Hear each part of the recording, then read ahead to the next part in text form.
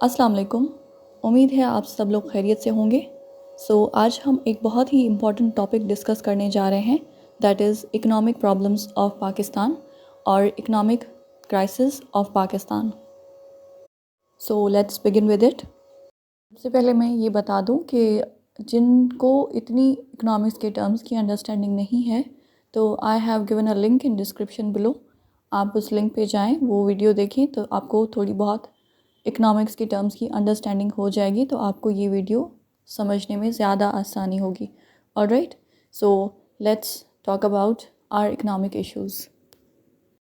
अगर हम इकोनॉमी को सिंपल वर्ड्स में डिफ़ाइन करें या समझने की कोशिश करें, तो इकोनॉमी बेसिकली एक नेटवर्क है of producers, distributors and consumers of goods and services at a local, regional और नेशनल लेवल और इंटरनेशनल लेवल।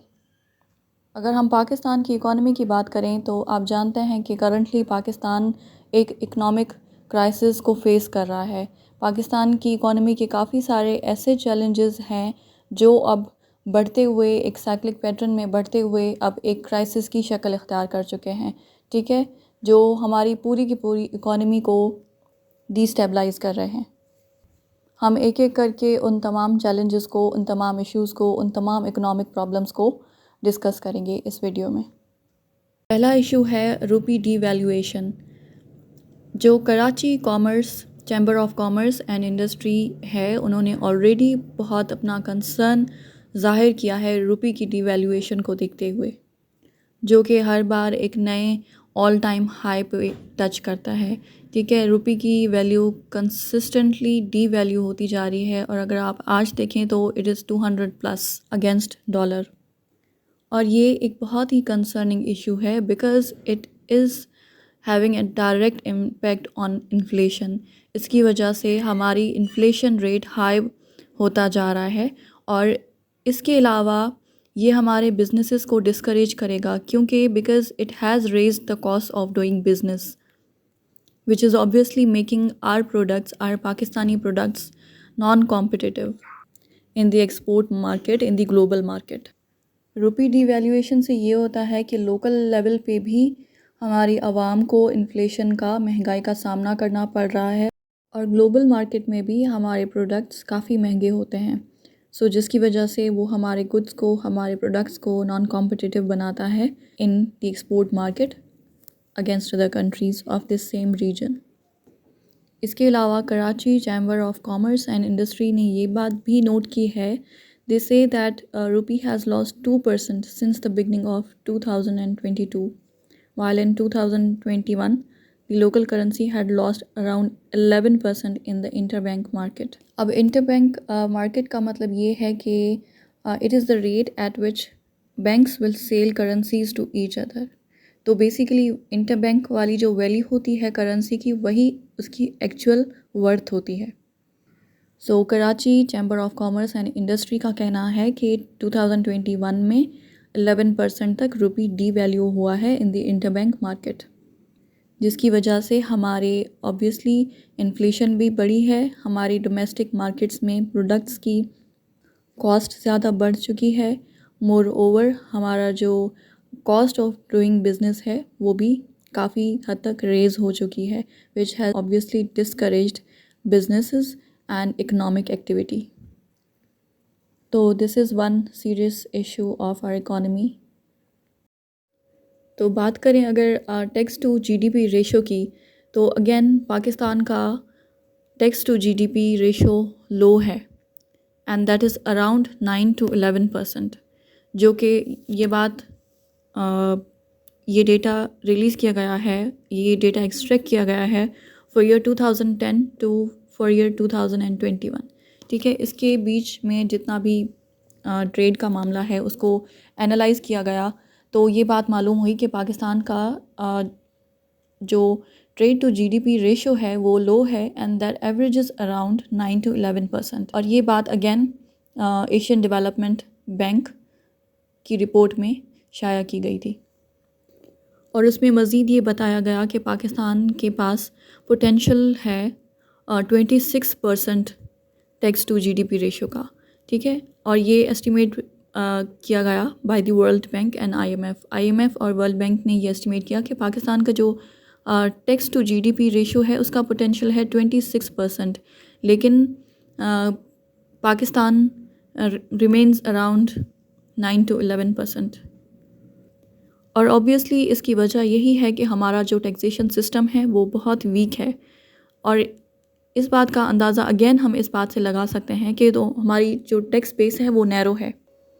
मोरोवर इसकी दूसरी बड़ी वजह हमारी इनफॉर्मल इकॉनमी है, यानी हमारी अनडॉक्यूमेंटेड इकॉनमी है। आपको ये बात मालूम होगी कि अनडॉक्यूमेंटेड इकॉनमी यानी कि जो कि रजिस्टर्ड नहीं हैं, हमारे बिजनेसेस या हमारे एम्प्लॉयमेंट के सेक्टर्स जो कि रजिस्टर्ड नहीं हैं। तो फिर जब हमारी सेक्टर्स जो हमारे रजिस्टर्ड नहीं होते तो फिर उन पर ना टैक्स लगता है और ना ही उन्हें गवर्नमेंट रेगुलेट कर पाती है। तो हमारे नैरो टैक्स बेस की अगेन वही वजह है कि हमारी काफ़ी ज़्यादा इकॉनमी हमारी इनफॉर्मल है, अनडॉक्यूमेंटेड है। और ऑब्वियसली हमारा टैक्स इवेशन तो वो तो बहुत ज़्यादा प्रेवलेंट है। तो ये तमाम चीज़ें हमारी गवाही देती हैं कि हमारा टैक्सेशन सिस्टम कितना वीक है। Obviously this is the reason why Pakistan has low tax to GDP ratio and that is around 9 to 11%, जबकि पाकिस्तान का पोटेंशियल है 26%। और इसका बेसिकली हमारी इकॉनमी पे इम्पेक्ट इस तरह भी पड़ता है कि हमेशा हमारे पास जो हमारा फिस्कल डेफिसिट है हमेशा हमें इसका सामना करना पड़ता है and that is because we have low tax revenue. आप जानते हैं कि किसी भी कंट्री की इकॉनमी के लिए टैक्सेस बहुत अहम रोल प्ले करते हैं। रेवेन्यू में टैक्स का बहुत ज़्यादा हिस्सा, बहुत बड़ा शेयर होता है, ठीक है। तो ऑब्वियसली जब हमारे पास लो टैक्स होगा, तो लो टैक्स रेवेन्यू होगा, तो obviously that contributes to high fiscal deficits and that in turn constrains the fiscal space for government to spend on infrastructure and on social welfare, ठीक है। इसी की वजह से जो हमारी गवर्नमेंट है वो हमारे डेवलपमेंटल प्रोजेक्ट्स पर स्पेंडिंग नहीं कर पाती क्योंकि उनके पास इतना फिस्कल स्पेस ही नहीं बचता because of the low tax revenue, ठीक है, जो that always gives rise to fiscal deficit. Fiscal deficit उसी को कहते हैं जैसे हमारा बजट डेफिसिट होता है, that is another name for fiscal deficit. Alright, इससे रिलेटेड अगर हम दूसरी प्रॉब्लम की बात करें तो that is our indirect taxation system, यानी हमारी इकॉनमी काफ़ी हद तक इनडायरेक्ट टैक्सेस पर रिलाई करती है। हमारी जो इकॉनमी है उसका जो ज़्यादातर टैक्स रेवेन्यू है वो जनरेट होता है थ्रू इनडायरेक्ट टैक्सेस, ठीक है। हम डायरेक्ट टैक्सेस से बहुत कम रेवेन्यू जनरेट कर पाते हैं। तो बेसिकली द प्रॉब्लम इज़ कि पाकिस्तान में हमारे पास इनडायरेक्ट टैक्सेशन सिस्टम है और इसका इम्पेक्ट ये होता है कि हर गरीब को भी जो इतना अफोर्ड नहीं कर सकता उसको भी टैक्सेस पे करने पड़ते हैं। आम तौर पे जो अशिया इस्तेमाल की जाती हैं, इसेंशियल कमोडिटीज़, जो कि हर एक के लिए ज़रूरी होती हैं, ठीक है, उन पे भी आम जो गरीब से लोग होते हैं उनको भी, या मिडिल क्लास या लोअर क्लास के लोग होते हैं उनको भी टैक्स पे करना पड़ता है जीएसटी की फॉर्म में। तो इस तरह उन पर बहुत ज़्यादा बोझ पड़ता है and it results in a crisis कि जिसमें हमारे जो गरीब लोग हैं वो गरीब होते जाते हैं और जो अमीर हैं वो और ज़्यादा अमीर होते जाते हैं, ठीक है। तो ऑब्वियसली एक ये हमारा इम्पेक्ट होता है हमारी इकॉनमी पे और हमारे जो ह्यूमन डेवलपमेंट सेक्टर है उस पर। अगर हम इसको डेटा से प्रूव करने की बात करें तो 2021 के डेटा से हमें ये बात मालूम पड़ती है कि जो भी हमारा रेवेन्यू कलेक्ट हुआ था, टैक्स रेवेन्यू जो कलेक्ट हुआ था, उसमें जो 2/3 शेयर था that was collected from the indirect taxes, ठीक है। यानी सिर्फ एक पार्ट हमारा डायरेक्ट टैक्सेस से आया था, बाकी जो 2 पार्ट्स हैं आउट ऑफ 3 वो हमारे कलेक्ट किए गए थे थ्रू इनडायरेक्ट टैक्सेस, ठीक है। तो आप देख सकते हैं कि we are so heavily dependent on indirect taxes and there is a need to improve our direct taxation system। तो ऑब्वियसली हमें अगेन अपने टैक्सेशन सिस्टम को इम्प्रूव करना पड़ेगा ताकि हमारी डायरेक्ट टैक्सेस ज़्यादा कलेक्ट हो बजाय इसके कि हम सिर्फ इनडायरेक्ट टैक्सेस पे रिलाई करते रहें। हमारी इकॉनमी का वो प्रॉब्लम जो अब काफ़ी हद तक सीरियस एक शक्ल इख्तियार कर चुका है, that is balance of payment crisis. तो अगर हम बैलेंस ऑफ पेमेंट के क्राइसिस को समझने की कोशिश करें तो अब हम पाकिस्तान के कॉन्टेक्स्ट में देखें तो कि पाकिस्तान का जो रुपी है वो काफ़ी तेज़ी से डीवैल्यू हुआ है। ठीक है, हमने देखी है पिछले कुछ अरसे में पाकिस्तान की रुपी की काफ़ी हद तक डीवैल्यूएशन हुई है। ठीक है, इसके अलावा अगर हम पिछले 3 सालों में देखें तो हमें डेटा से ये बात मालूम पड़ती है कि पाकिस्तान रुपी has lost 50% of its value over past 3 और करंटली अगर हम स्टेट बैंक का डेटा देखें तो state bank currently has only $11 billion of reserves, यानी हमारे रिज़र्व्स काफ़ी हद तक अब डिप्लीट हो चुके हैं, जो कि कहा जा रहा है कि वो हमारे 2 महीनों के इंपोर्ट्स का बिल पे करने के लिए भी काफ़ी नहीं है। अगर हम इस तमाम सिचुएशन को देखें तो हमें ये पता लगता है कि हमारे पास रिज़र्व सिर्फ $11 बिलियन के बच गए हैं और नेक्स्ट 9 मंथ्स में स्टेट बैंक ऑफ पाकिस्तान को $14 बिलियन तक की लोन रीपेमेंट्स करनी है और इसके अलावा अब तेज़ी से हमारा रुपी डीवैल्यू होता जा रहा है। So basically these all are indicators of the balance of payment crisis. और ये जो तमाम इंडिकेटर्स हैं आप करंटली पाकिस्तान में देख रहे होंगे कि ये तमाम इंडिकेटर्स हम बहुत सीरियस लेवल पे फेस कर रहे हैं। ठीक है, जिसकी वजह से Pakistan has entered this crisis.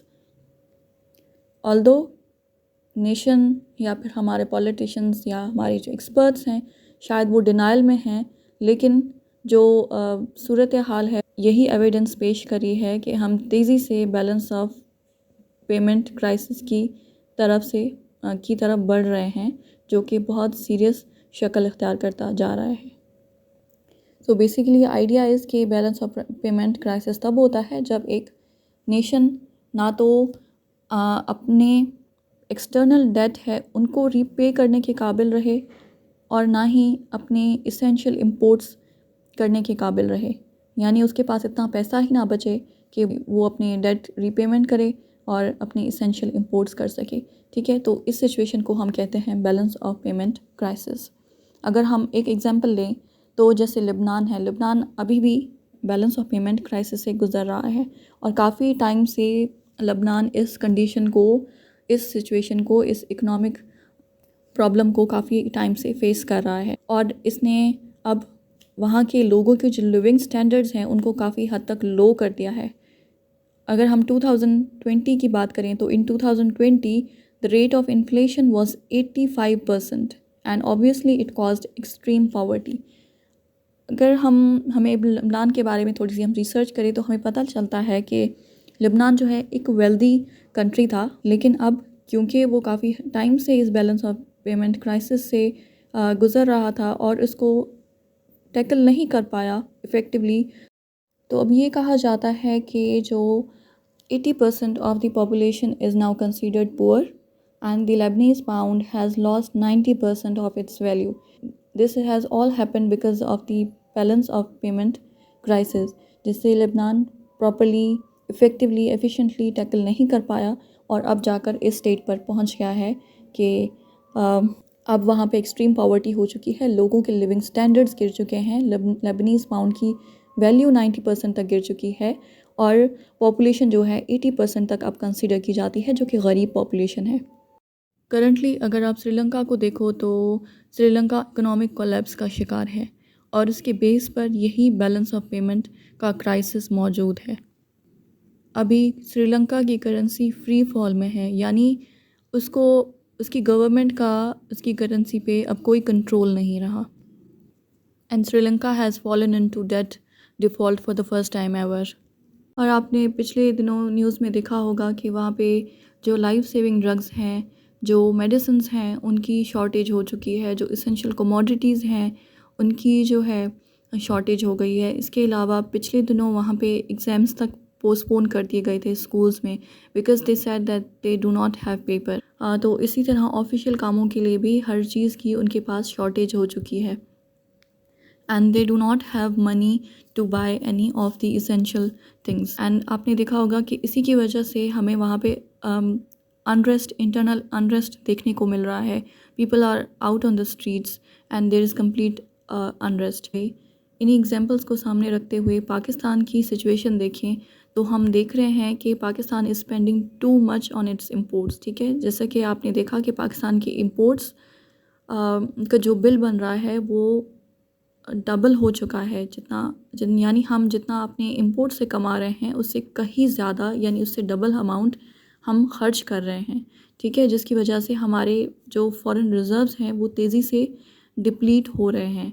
उस पर जैसे कोई कंट्रोल ही ना रहा हो, इतनी तेज़ी से सब कुछ हो रहा है। मोरओवर हमारा जो करंट अकाउंट डेफिसिट है that is estimated to hit 20 billion mark. ठीक है, that is around 6% of our GDP. यानी हमारा जो करंट अकाउंट डेफिसिट है वो भी बहुत जो है तेज़ी से बढ़ता हुआ एक बहुत ही जो अलार्मिंग सिचुएशन है वहाँ तक पहुँचने वाला है। और इसके अलावा आप जानते हैं कि ग्लोबल मार्केट में भी हमारे प्रोडक्ट्स इतने यानी इतना कंपटीशन नहीं है। We are not competitive in the global markets. ठीक है, इसके अलावा कि हमारे जो स्टेट बैंक के रिज़र्व्स हैं वो भी डिप्लीट होके 11 बिलियन डॉलर्स तक हो चुके हैं। जैसा कि आई टोल्ड यू बिफोर कि वो हमारे 6 महीनों के इंपोर्ट्स के लिए भी नाकाफ़ी हैं। इसके अलावा हमें नेक्स्ट 9 मंथ्स में हमारे स्टेट बैंक को 14 बिलियन डॉलर्स तक पे करने हैं। और तेज़ी से हम देख रहे हैं कि हमारा रुपी डी वैल्यू होता जा रहा है। अगर आप करंट फिगर्स देखें तो 200 प्लस हो चुका है अगेंस्ट $1। तो आप देख रहे हैं कि हमारी जो इकोनॉमिक सिचुएशन है currently that is quite vulnerable to a full blown balance of payment crisis. ठीक है, यानी हमारी जो वल्नरेबिलिटी है ना वो बहुत हाई है। और इसका अंदाज़ा हम ये भी बात से भी लगा सकते हैं जैसे कि रिसेंटली हमारी गवर्नमेंट ने तमाम इंपोर्ट्स को बैन किया हुआ है and they have imposed economic emergency. आप देख सकते हैं कि हम तेज़ी से एक बहुत ही serious balance of payment crisis की जाने बढ़ रहे हैं जिसको कंट्रोल करना हमारे बस की बात नहीं होगा। सो अब भी वक्त है कि इस बात को रियलाइज़ करके इस हिसाब से इस हवाले से कोई कॉन्क्रीट स्टेप्स लिए जाएं ताकि हम श्रीलंका या लेबनान जैसी सिचुएशन से ख़ुद को बचा सकें। और बैलेंस ऑफ पेमेंट क्राइसिस हो जाए तो फिर उसका सबसे ज़्यादा इम्पैक्ट ऑब्वियसली हमारी जो लोअर और जो मिडिल क्लासेस हैं उन पर पड़ेगा। ठीक है, जो हमारी फिर क्या होता है कि हमारी जो पब्लिक सर्विसेज होती हैं वो कोलैप्स हो जाती हैं और उनका जो बर्डन होता है वो डायरेक्ट हमारे मिडिल और लोअर क्लास के लोगों पर पड़ता है। तो ये क्राइसिस जो है ये आइसोलेशन में ऑपरेट नहीं करता, ये मज़ीद दूसरे क्राइसिस को जन्म देता है। तो this is obviously a very serious thing, a very serious economic problem. और जैसा कि हम नेशनल सिक्योरिटी की बहुत बात करते हैं आजकल, और हमारी नेशनल सिक्योरिटी पॉलिसी भी रिसेंटली लॉन्च हुई जिसमें हमारी इकोनॉमिक स्टेबिलिटी पे बहुत एम्फसाइज़ किया गया। तो अगर हम बैलेंस ऑफ पेमेंट क्राइसिस की बात करें तो ये डायरेक्टली हमारी नेशनल सिक्योरिटी को इम्पेक्ट करेगा और इंस्टेबिलिटी के लिए हमारे कंट्री को वल्नरेबल कर सकता है। सो इट इज़ बेटर कि हम अभी अपनी आंखें खोलें और इसको कंट्रोल करने की या इससे इफ़ेक्टिवली एफिशिएंटली डील करने की कोशिश करें। सो एक और पाकिस्तान की इकॉनमी का इशू मेजर ये है कि Pakistan has low trade to GDP ratio that is around only 30%। ठीक है, पाकिस्तान यानी कि पाकिस्तान किसी भी कंट्री के लिए अगर आप देखें तो उसकी ट्रेड का काफ़ी ज़्यादा कंट्रीब्यूशन होता है टुवर्ड्स जीडीपी। ठीक है, लेकिन पाकिस्तान की जो ट्रेड है वो सिर्फ़ और सिर्फ 30% पाकिस्तान की जीडीपी में कंट्रीब्यूट करती है। तो एशियन डेवलपमेंट बैंक की ये एक रिपोर्ट शाया हुई थी जिसका टाइटल है Pakistan economy and trade in the age of global value chains.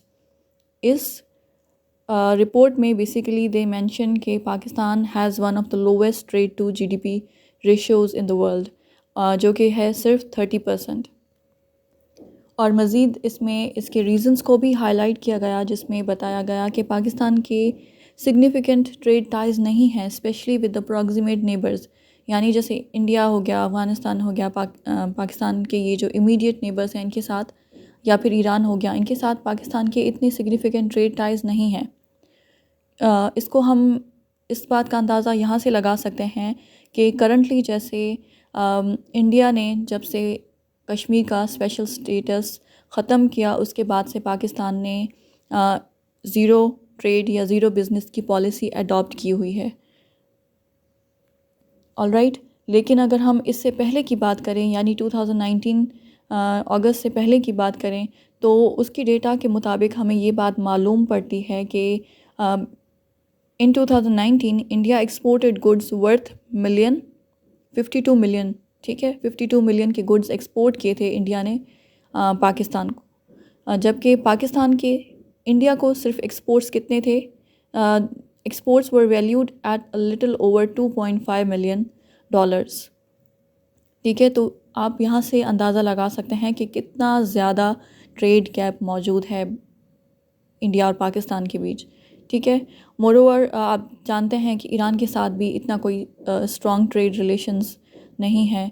Moreover Afghanistan के साथ अभी ट्रेड करने की कोशिश की जा रही है लेकिन इतने स्ट्रॉन्ग टाइज नहीं हैं। इसके अलावा इस रिपोर्ट में ये बात भी हाईलाइट की गई कि पाकिस्तान इतने ज़्यादा कंट्रीज़ को अपने प्रोडक्ट्स एक्सपोर्ट नहीं करता, और पाकिस्तान को जो मेजर एक्सपोर्ट्स हैं वो जाते हैं यूनाइटेड स्टेट्स को, चाइना को, कुछ यूरोपियन कंट्रीज़ को, और इसके अलावा कुछ मिडल ईस्ट के कंट्रीज़ हैं वहाँ भी पाकिस्तान के गुड्स एंड सर्विसेज एक्सपोर्ट किए जाते हैं। ठीक है, तो बेसिकली पाकिस्तान को ज़रूरत है अपने मार्केट को ओपन करने की, ओपन मार्केट्स की तरफ जाने की, तो अपनी ट्रेड को ओपन करने की ज़रूरत है, तभी जाकर पाकिस्तान के इस ट्रेड टू जीडीपी रेशो को इम्प्रूव किया जा सकता है। ऑलराइट, सो ये पाकिस्तान की इकॉनमी का एक मेजर इशू है। तो हमारी इकॉनमी का इशू है लो फॉरेन डायरेक्ट इन्वेस्टमेंट। आप जानते हैं कि किसी भी फॉरेन इन्वेस्टर के लिए पाकिस्तान एक गो टू डेस्टिनेशन नहीं है बिकॉज़ ऑफ मैनी रीजंस, जैसा कि पॉलिटिकल इंस्टेबिलिटी हो गई, या अनफेवरेबल बिजनेस एनवायरनमेंट हो गई, या फिर adverse law and order situation, political instability, poor infrastructure. ये कुछ चंद रीजंस हैं जो कि एक इन्वेस्टर को डिस्करेज करते हैं कि वो जाके किसी कंट्री में इन्वेस्ट करे। यही वजह है कि we have low volume of the foreign direct investment in Pakistan. अगर हम डेटा को देखें तो हमें डेटा से ये बात मालूम पड़ती है कि the foreign direct investment flows have mostly been less than 1% of our GDP. So आप इस बात से ख़ुद ही अंदाज़ा लगा सकते हैं कि हमें कितनी सीरियस लेवल पे इस लो फॉरेन डायरेक्ट इन्वेस्टमेंट के इशू को फेस कर रहे हैं। सो हमें अपनी बिज़नेस क्लाइमेट को बेहतर बनाने की ज़रूरत है, अपनी डॉक्यूमेंटेशन को डिजिटलाइज़ करने की ज़रूरत है। इसके अलावा हमें फॉरेन इन्वेस्टर्स को गारंटीज़ और सिक्योरिटीज़ देनी होंगी, तभी जाकर वो आकर यहाँ पे इन्वेस्ट करेंगे, और जब वो लोग यहाँ पे आकर इन्वेस्ट करेंगे तो यहाँ की इकोनॉमिक एक्टिविटी इन्हांस होगी, उससे ज़्यादा लोगों को जॉब्स मिलेगी, तो ओवरऑल इकोनॉमी पे एक अच्छा इम्पैक्ट पड़ेगा। तो another major issue of our economy is that of the current account deficit. अगर आप फिगर्स को देखो, डेटा को एनालाइज करो, तो you will get to know कि पाकिस्तान करंट अकाउंट डेफिसिट जो है, अब करंटली जो पाकिस्तान का जो करंट फिस्कल ईयर चल रहा है उसके शुरू के 9 महीने में वो काफ़ी हद तक बढ़ चुका है, and now it stands at about 13.17 billion dollars, जो कि ऑब्वियसली बहुत ज़्यादा है। और अगर हम इसको कंपेयर करें इसी टाइम पीरियड को, अगर हम लास्ट ईयर ले जाएं, तो इसी टाइम पीरियड के दौरान यानी इन्हीं 9 महीनों के दौरान पाकिस्तान का पिछले साल जो करंट अकाउंट डेफिसिट था that was around 369 million dollars. लेकिन अब जो है वो इस साल बढ़ के इस हद तक बढ़ चुका है कि now it's in billions, and that is around 13.17 billion dollars. Alright, और इसकी बेसिक वजह, इसकी मेन वजह यही है कि हमारा इंपोर्ट बिल बहुत हाई है। ऑलराइट, जो कि अगर हम डेटा को देखें अगेन तो हमें ये बात मालूम पड़ती है कि the import bill for the first 9 months of the current physical year stands eight $53.79 billion, while our exports stand at $23.69 billion. तो आप देख सकते हैं कि हमारे इम्पोर्ट्स डबल हैं हमारे एक्सपोर्ट्स के, ठीक है। तो क्योंकि हमारे इम्पोर्ट्स बहुत ज़्यादा हैं, यानी हमारे एक्सपोर्ट्स कम हैं और हमारे इम्पोर्ट्स तो डबल हैं हमारे एक्सपोर्ट्स के, तो ऑब्वियसली हमारा जो इम्पोर्ट बिल है दैट इज़ हाई, बहुत ज़्यादा है। इसी वजह से this has given rise to current account deficit that is rising consistently.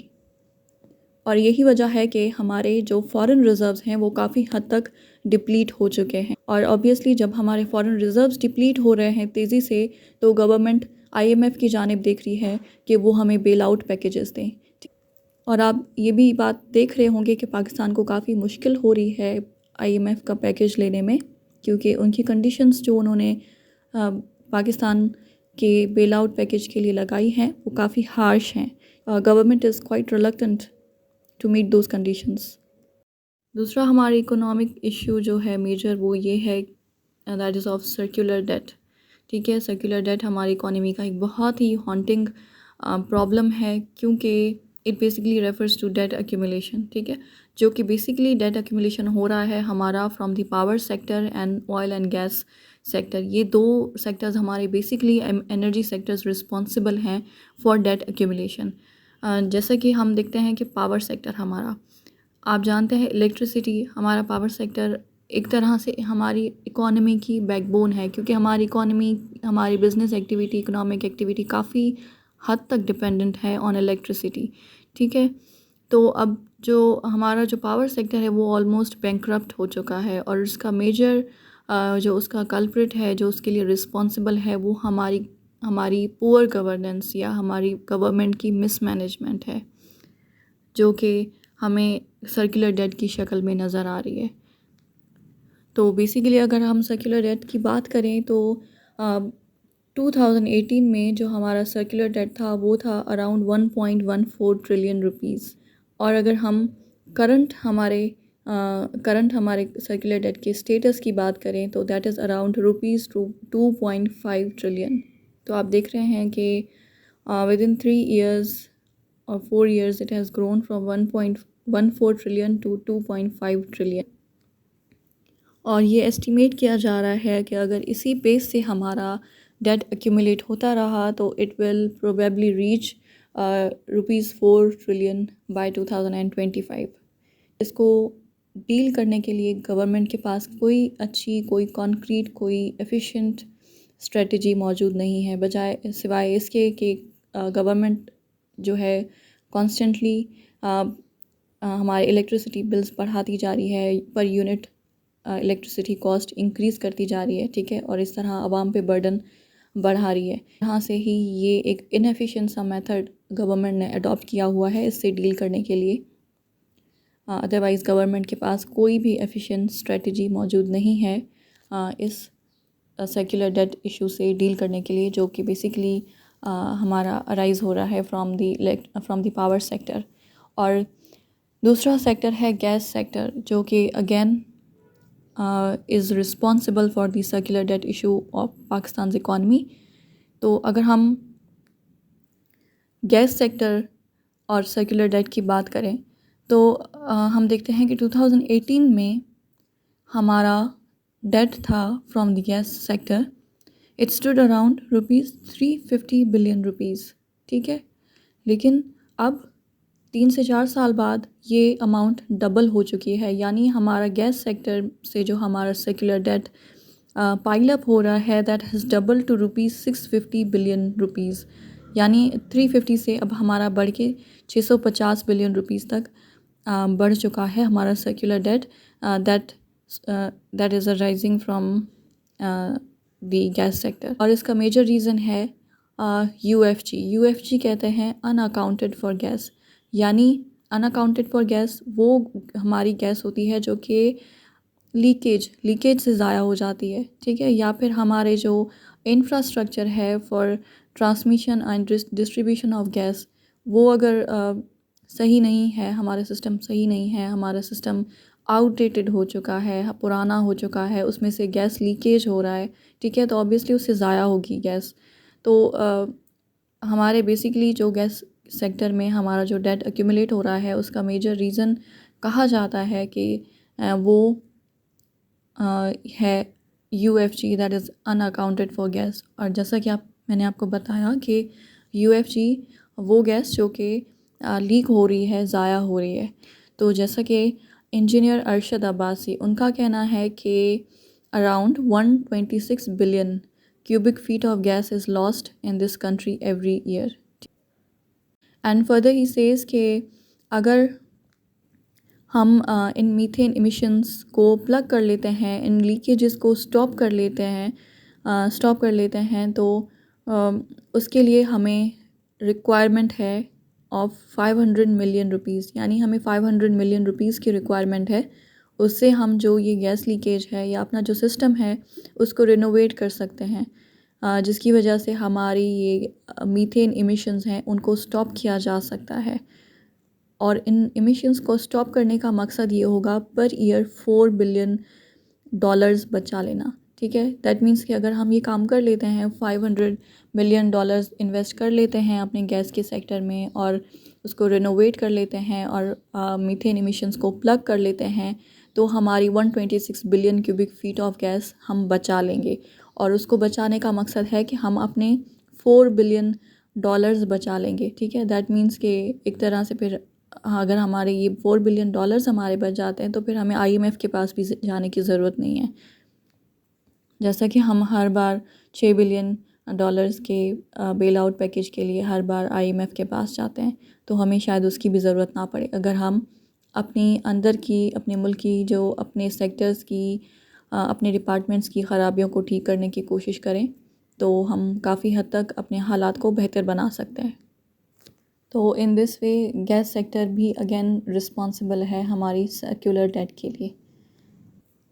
और थर्ड जो हमारा सर्कुलर डेट में कंट्रीब्यूट करती है बात, वो है that is of commodity operations, यानी जो हमारी Pakistan agriculture storage and services corporation है और जो हमारे प्रोविंशियल फूड डिपार्टमेंट्स हैं, वो हमारे फूड प्रोडक्ट्स को, हमारे कमोडिटीज़ को बाय करते हैं, ठीक है, और फिर उसको फर्दर डिस्ट्रीब्यूट करते हैं।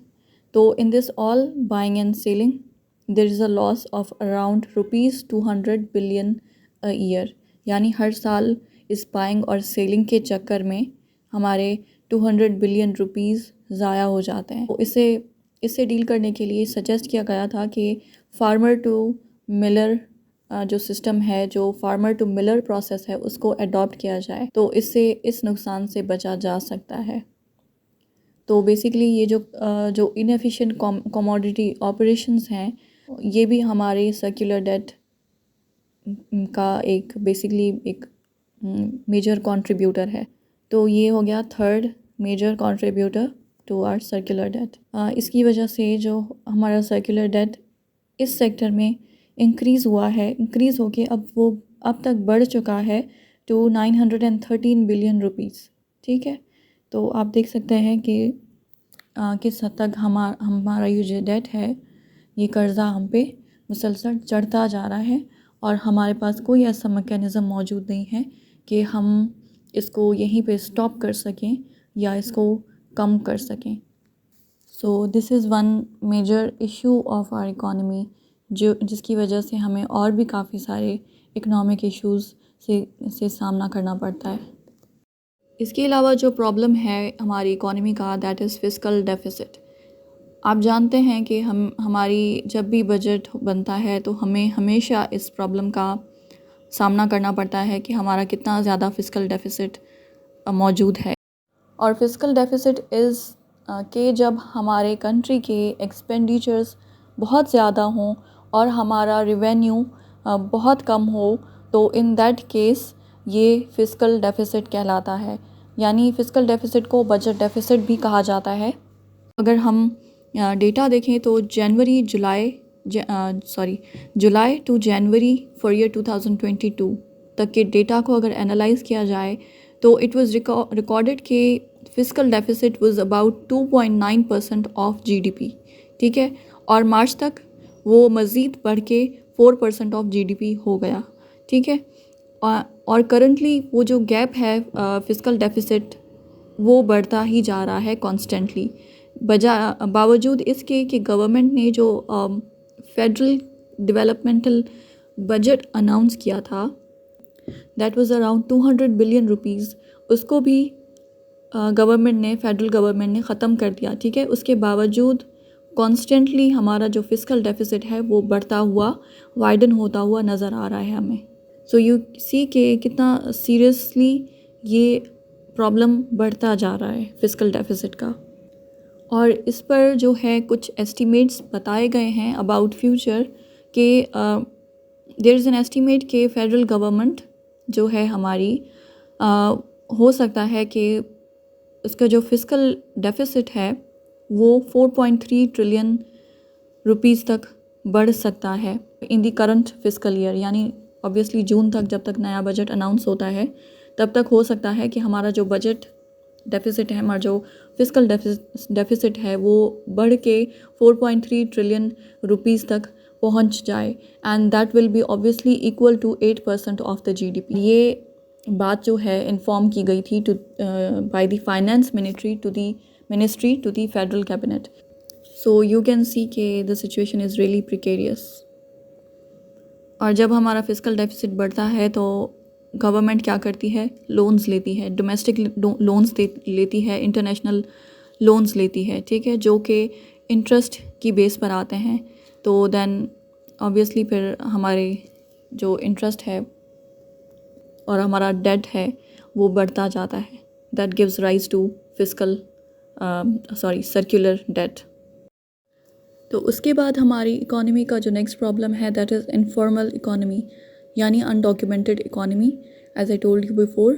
तो इसको हम सेपरेटली भी डिस्कस कर लेते हैं because it is also a major issue. तो basically the size of Pakistan's informal economy is estimated to be as much as 56% of the country's GDP, ठीक है। ये 2019 का जो डेटा है उसके हिसाब से ये एस्टिमेशन दी गई है। तो इनफॉर्मल इकोनॉमी का मसला ये है कि वो अनडॉक्यूमेंटेड होती है, यानी अनरजिस्टर्ड होती है। तो बेसिकली उस पर ना टैक्स लगाया जा सकता है और ना ही वो गवर्नमेंट की तरफ से मॉनिटर किया जा सकता है इनफॉर्मल सेक्टर, ठीक है।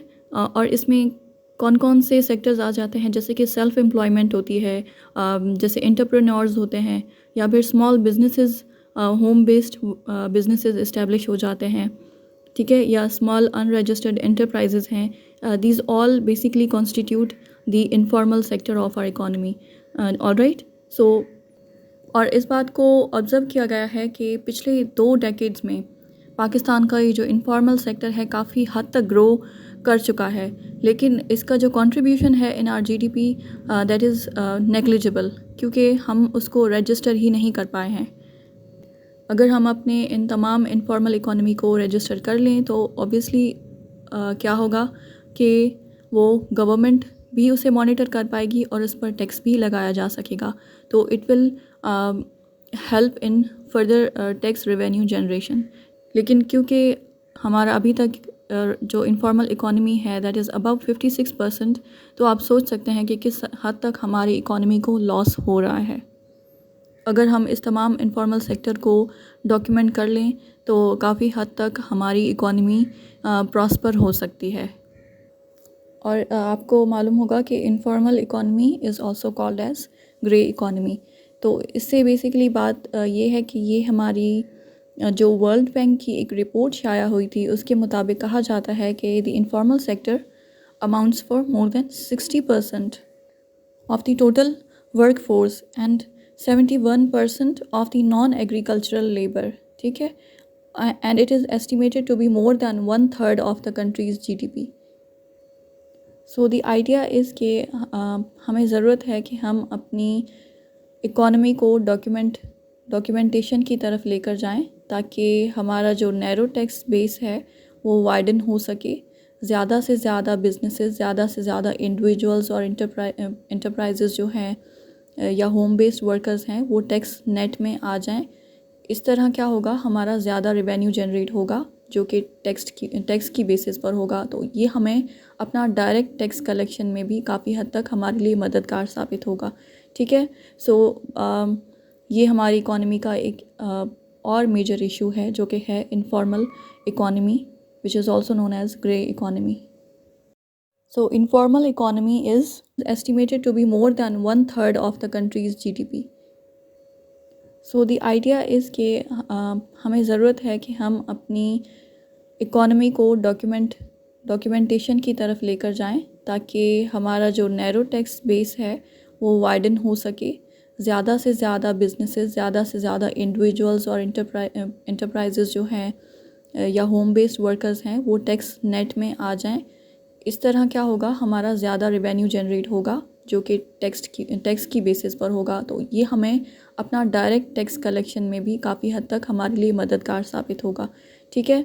सो ये हमारी इकॉनमी का एक और मेजर इशू है जो कि है informal economy, which is also known as grey economy. तो ये थे चंद economic problems of Pakistan. I hope कि आपको ज़रूर ये टॉपिक कवर करने में इस वीडियो से मदद मिलेगी। अगर आपको ये वीडियो पसंद आई हो तो ज़रूर लाइक कीजिए, शेयर कीजिए और subscribe to my channel. Thank you so much. Take care. Bye bye.